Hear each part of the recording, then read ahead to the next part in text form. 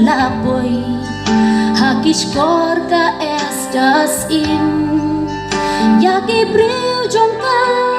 Om de shuban pen im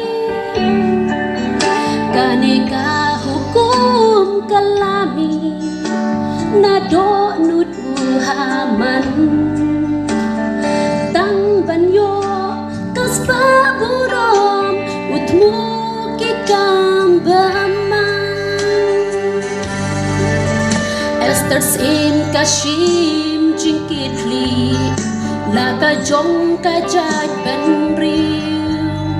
Ka jing sha jing Esther ben ying kersi Hadin nang tada ka jing slu Ka ying hakmat usin Langan yap tu ai ngan yapใจเป็นริ้วกันโยลาอี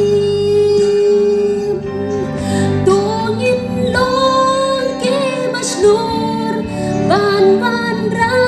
ยจิงกลาลาหาพับดิงกีบะบุ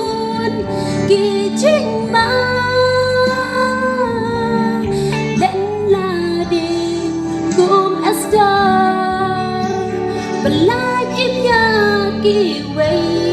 Buram ka bakraw Pinyo diang na ublay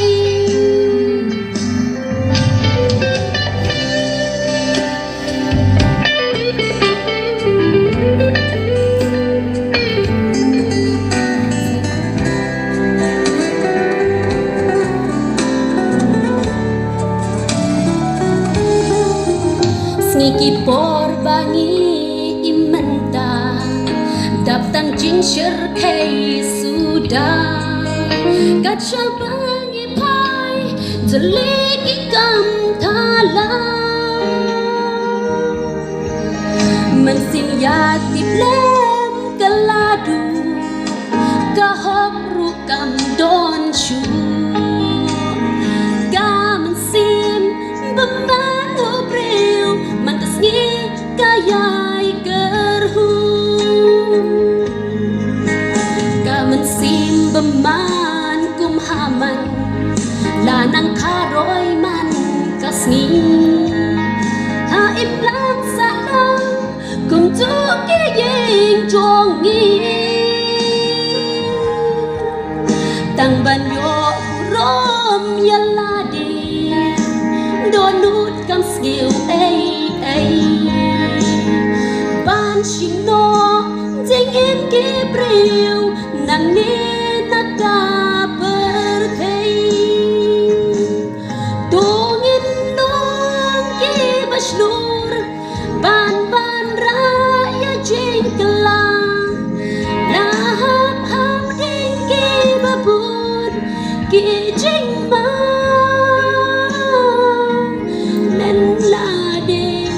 kum estar Pelanyin yaki Buram ka bakraw Pinyo pediang na ublay Hap ding jing Jing ten ju ha jing Tungin long shlu Ngin om shatin Len la di Kum estar Pelanyin yaki Buram ka bakrang Pinyo pediang na ublay Buram ka bakrang Pinyo pediang na